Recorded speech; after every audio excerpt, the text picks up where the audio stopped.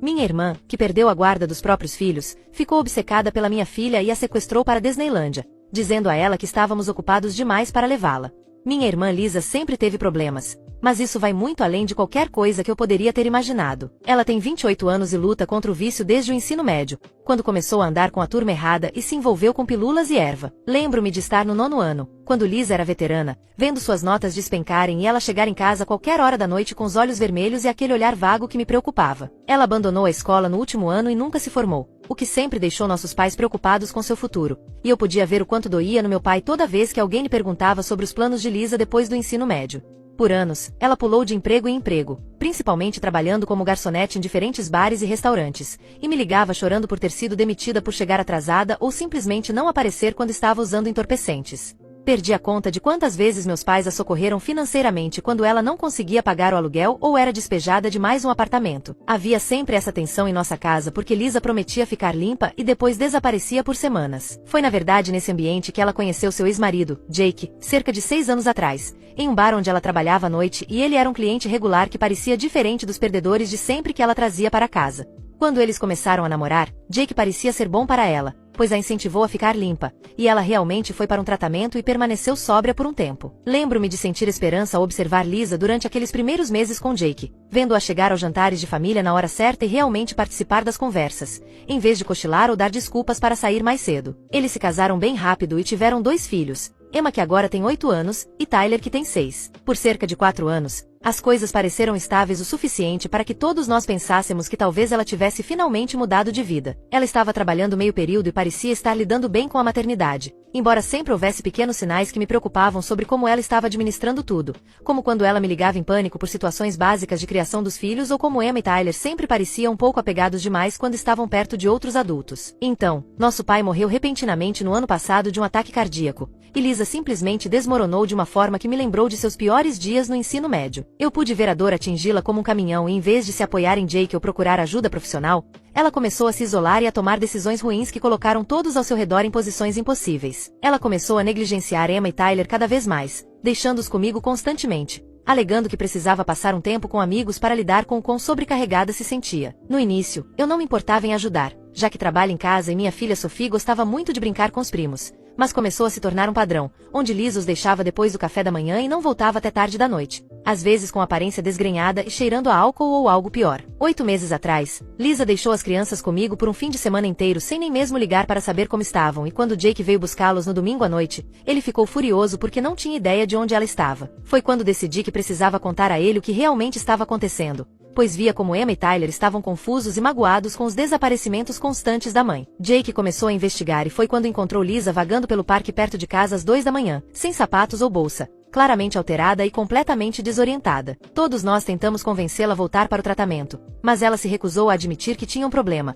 dando desculpas de que estava apenas passando por uma fase difícil após a morte de nosso pai. A gota d'água foi quando Jake descobriu que ela estava tendo um caso com o cara que vendia essas coisas para ela. Jake pediu o divórcio imediatamente e a batalha pela guarda foi brutal, pois havia muitas evidências de seu uso de entorpecentes, negligência com os filhos e completa incapacidade de funcionar como mãe. As próprias crianças nem queriam mais vê-la, pois estavam cansadas de serem decepcionadas e magoadas por suas promessas quebradas e comportamento errático. 6 meses atrás, o tribunal concedeu a Jake a guarda total, e Lisa perdeu todos os direitos parentais, exceto por visitas supervisionadas, às quais ela mal comparecia. Depois de perder os filhos, Lisa começou a aparecer na minha casa todos os dias e quero dizer literalmente todos os dias, de manhã à noite, como se não tivesse outro lugar para ir ou nada mais para fazer. Ela chegava logo depois que Sophie saía para a escola e ficava até depois do jantar. Comecei a notar que ela estava se tornando obcecada por Sophie de uma forma que me deixava muito desconfortável e me lembrava de como ela costumava se fixar nas coisas quando usava alguns entorpecentes diferentes. Ela trazia sorvete para Sophie todos os dias,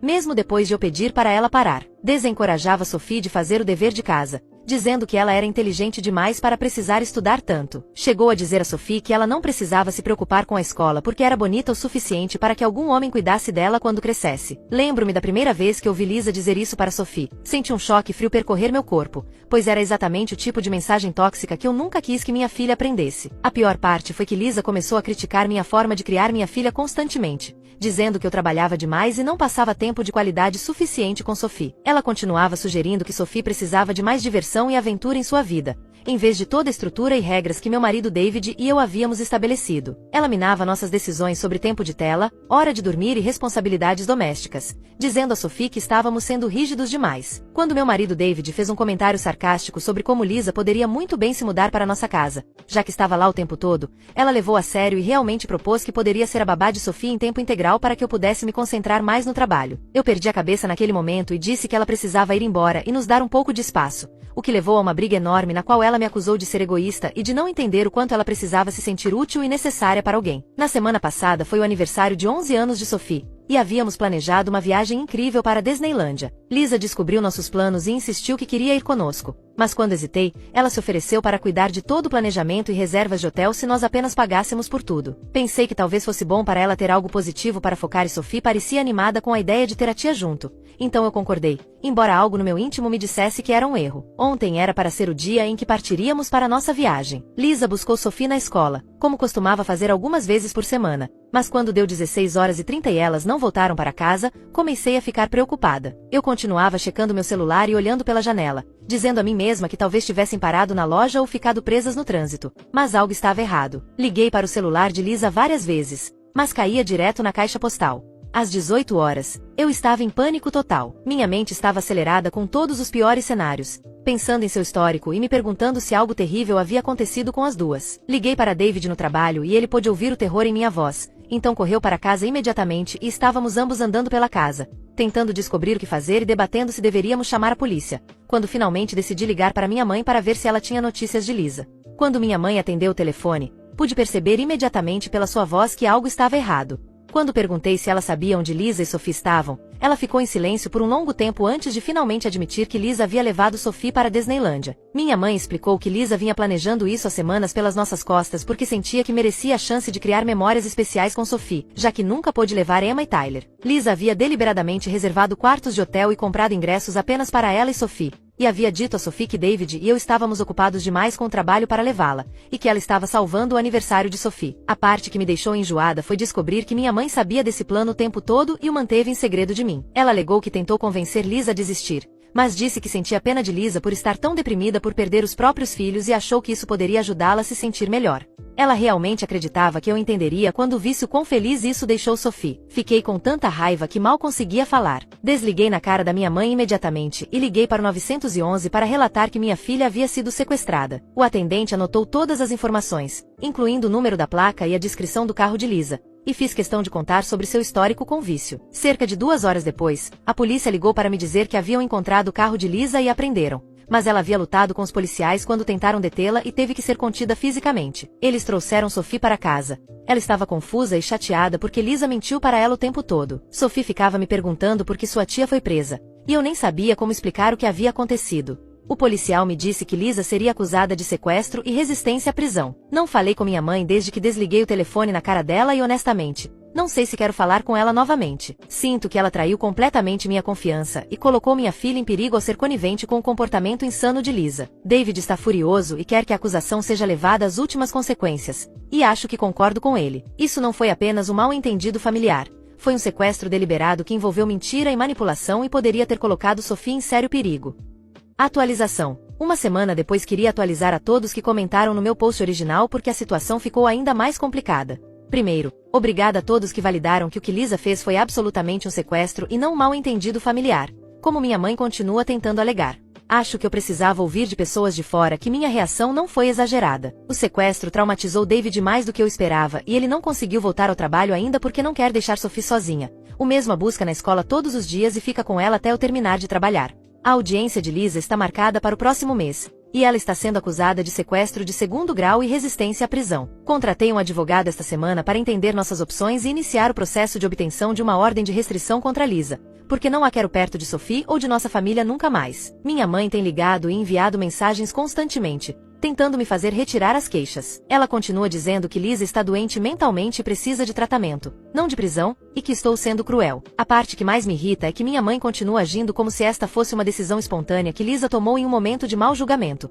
quando a verdade é que Lisa planejou isso por semanas e enganou deliberadamente todos os envolvidos, incluindo Sophie. A maior parte da minha família tem apoiado minha decisão de mandar prender Lisa. A irmã do meu pai me disse que achava que Lisa havia cruzado uma linha que não podia ser descruzada. Meu tio disse que perder os próprios filhos não lhe dá o direito de levar o filho de outra pessoa e que Lisa precisa enfrentar as consequências de seus atos, em vez de ser acobertada por pessoas que sentem pena dela. Tenho uma reunião com o advogado na próxima semana para finalizar a papelada da ordem de restrição.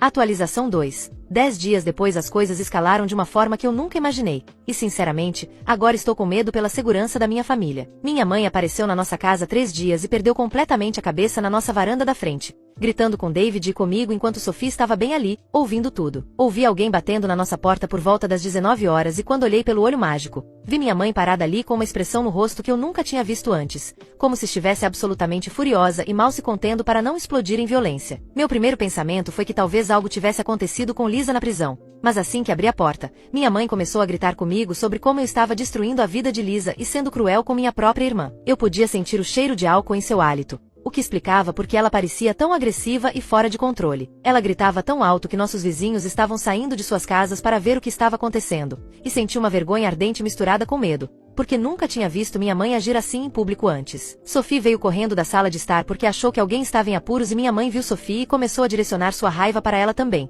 dizendo a Sophie que seus pais estavam sendo malvados com a tia Lisa e que íamos fazer a tia Lisa ir para a prisão por tentar dar a Sophie uma viagem de aniversário divertida. Eu podia ver a confusão e o terror nos olhos de Sophie enquanto ela via sua avó gritando conosco e eu sabia que isso a estava traumatizando de uma forma que poderia levar anos para superar. Imediatamente pedi a Sophie que fosse para o quarto e fechasse a porta, mas ela já estava chorando e perguntando o que havia de errado com a vovó, e eu podia ver o quão confusa e assustada ela estava com toda a situação. David tentou intervir e pedir para minha mãe se acalmar para que pudéssemos conversar lá dentro, mas ela simplesmente começou a gritar com ele também, dizendo que ele tinha me virado contra minha própria família e que antes dele aparecer, eu nunca teria abandonado Lisa quando ela mais precisava de ajuda. O que mais me chocou foi ouvir minha mãe dizer que o que Lisa fez não foi grande coisa e que deveríamos ter simplesmente deixado ela levar Sophie para a Disneylândia em vez de envolver a polícia. Ela insistia que Lisa estava apenas deprimida e tentando criar algumas memórias positivas para compensar a perda de Emma e Tyler, e que estávamos exagerando ao tratar o caso como um crime sério.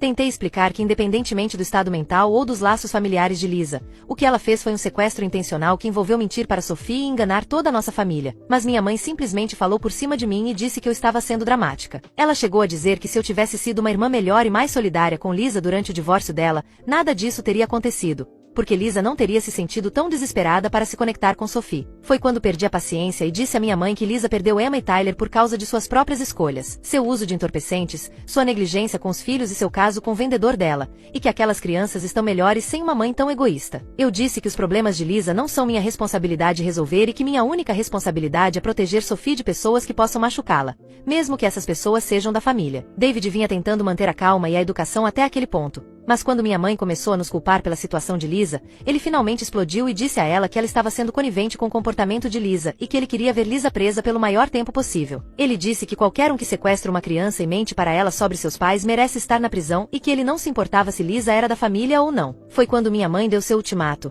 que honestamente pareceu um tapa na cara, embora eu devesse ter previsto. Ela me disse que eu tinha uma escolha a fazer: apoiar Lisa retirando as queixas ou ser completamente cortada da família e perder qualquer herança quando ela morrer.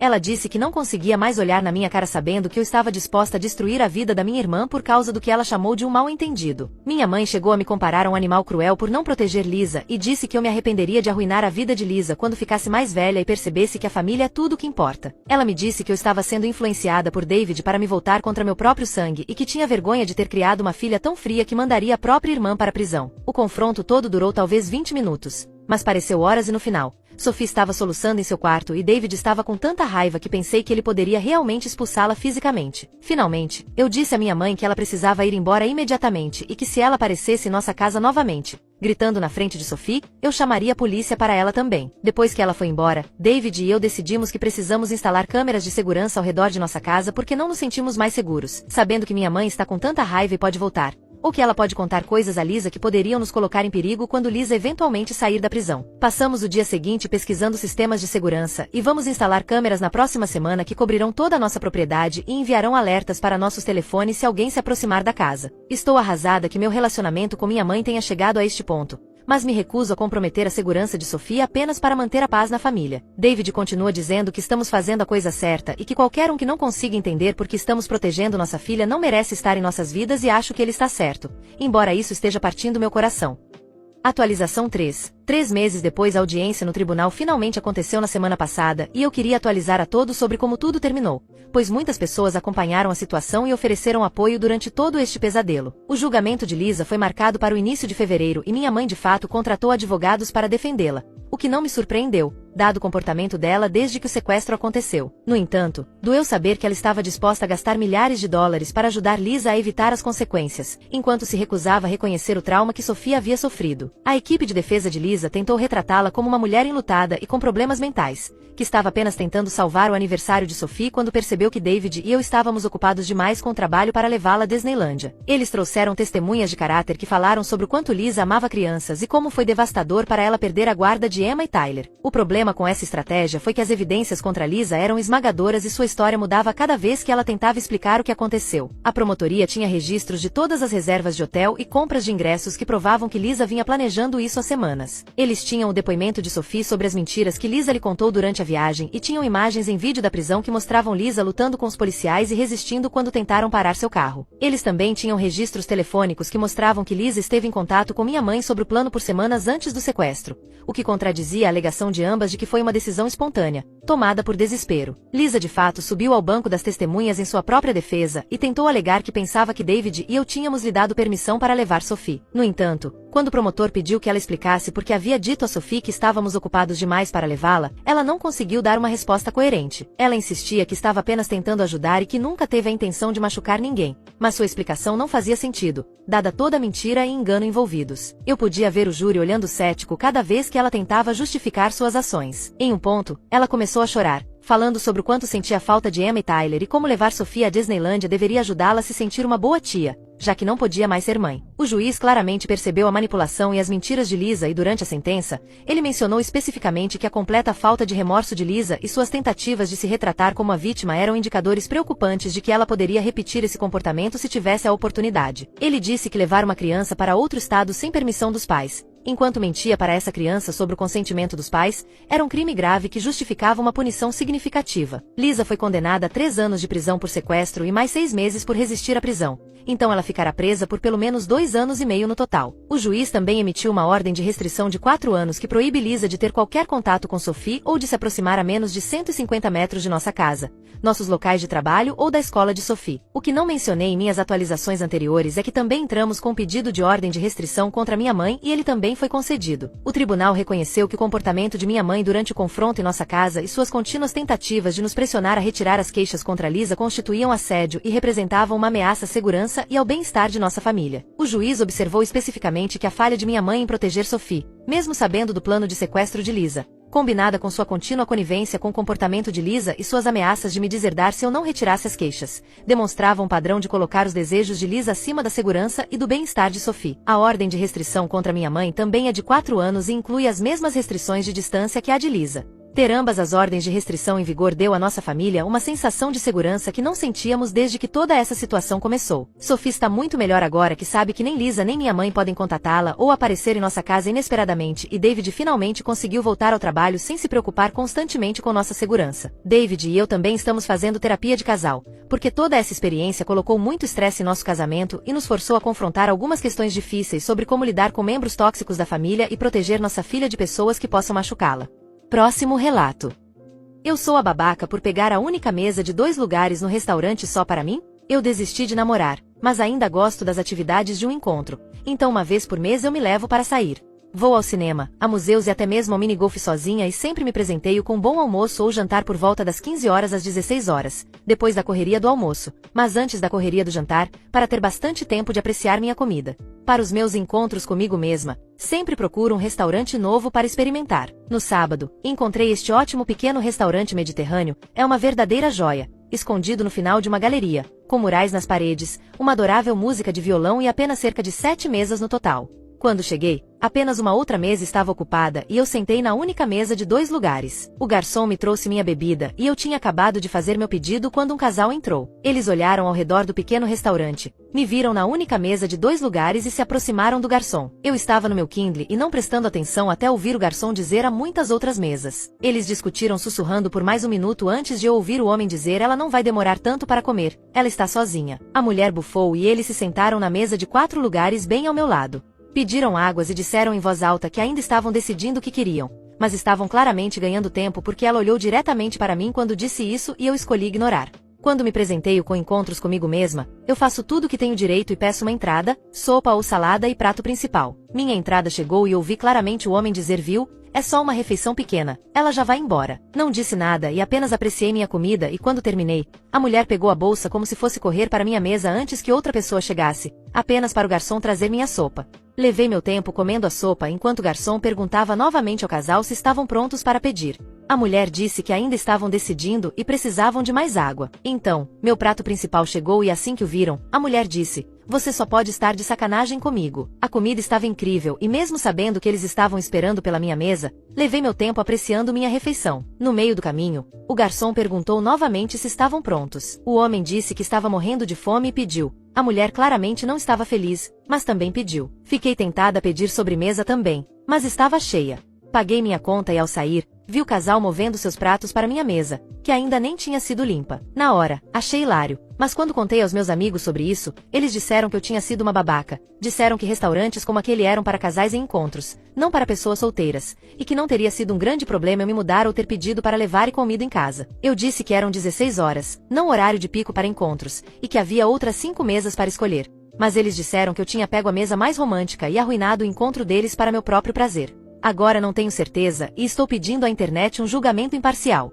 Comentários relevantes. Comentarista 1. Não é a babaca. Eu odeio quando as pessoas ficam com raiva de pessoas solteiras apenas por existirem. Pessoas solteiras precisam comer também e você não deveria ter que se apressar para sair do caminho. Nunca. Autora do post. Muito obrigada. Os amigos que me disseram que eu sou a babaca estão todos em relacionamentos e acham que meus encontros comigo mesma são estranhos. Comentarista 2. Não é a babaca. A maioria dos lugares nem tem mesas para uma pessoa. É mais uma atitude de babaca ocupar uma mesa de 4 lugares sozinha, a menos que não haja outra opção, do que uma de 2 lugares. Não é sua culpa que eles queriam sua mesa e nem tiveram a cortesia de perguntar diretamente a você se não se importaria de se mudar. Autora do post. Essa é a parte que foi tão louca para mim, que eles nem perguntaram. Se tivessem sido educados sobre isso, eu talvez até tivesse me mudado. Mas eles foram tão passivo-agressivos. Comentarista 3. Que amigos péssimos você tem? Deveria haver um grupo de discussão para pessoas que jantam sozinhas. Para que nunca tenhamos que fazer uma refeição juntos, mas seja uma zona livre de julgamentos. Estou tão farta de ouvir a resposta nossa.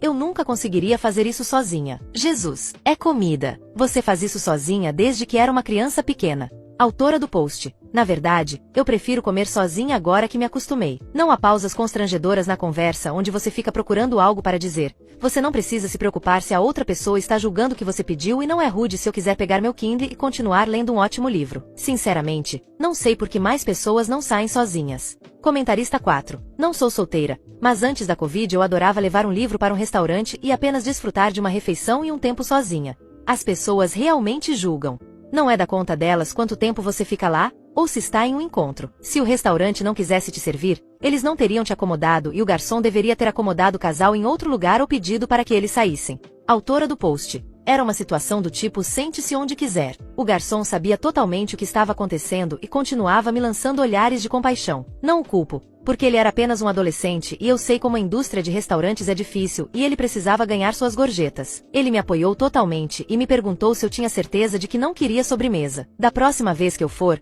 com certeza vou experimentar a baklava. Atualização. Só queria agradecer a todos vocês que deixaram respostas tão adoráveis ao meu post original. Eu acabei encaminhando para meus amigos e a maioria deles leu e me pediu desculpas. Sei que muitas pessoas disseram que meus amigos eram terríveis, mas acho que eles estavam realmente cegos por padrões sociais internalizados para mulheres. Todos disseram que vão parar de tentar me fazer namorar e eu posso até ter convertido uma delas para o meu estilo de encontros comigo mesma. Minha amiga passou recentemente por um divórcio e está tendo muita dificuldade para voltar a namorar. Ela estava hesitante em sair sozinha como eu faço. Então fizemos uma espécie de meio termo. Fomos em carros separados para um jardim japonês que ela queria visitar. mas que o marido dela nunca quis ir. Nos encontramos do lado de fora, mas entramos separadamente. Eu vaguei pelos jardins e ela foi a uma cerimônia do chalá sozinha, então eu ainda estava por perto caso ela ficasse muito nervosa. Depois fomos ao restaurante do post original e desta vez, as mesas estavam configuradas de modo que havia várias mesas de 2 lugares e não havia sinal do casal do post original. Novamente, entramos separadamente e eu entrei primeiro, com minha amiga esperando 5 minutos antes de entrar. Eu disse à minha amiga de antemão que ela poderia sentar-se sozinha e fingiríamos que não nos conhecíamos ou se estivesse muito nervosa, poderia simplesmente se juntar a mim na minha mesa. Nós duas sentamos em mesas separadas e nos divertimos muito lendo nossos livros, apreciando a comida e ocasionalmente trocando olhares furtivos uma com a outra como crianças com um segredo. A comida estava tão boa quanto da primeira vez e desta vez eu só comi metade do meu prato principal para ter espaço para a sobremesa. A baklava era tão boa quanto toda a outra comida, feita com pistache e nozes, com mel de verdade e água de rosas. Minha amiga se divertiu muito e agora está planejando seus próprios passeios sozinha para lugares e restaurantes que ela sempre quis experimentar.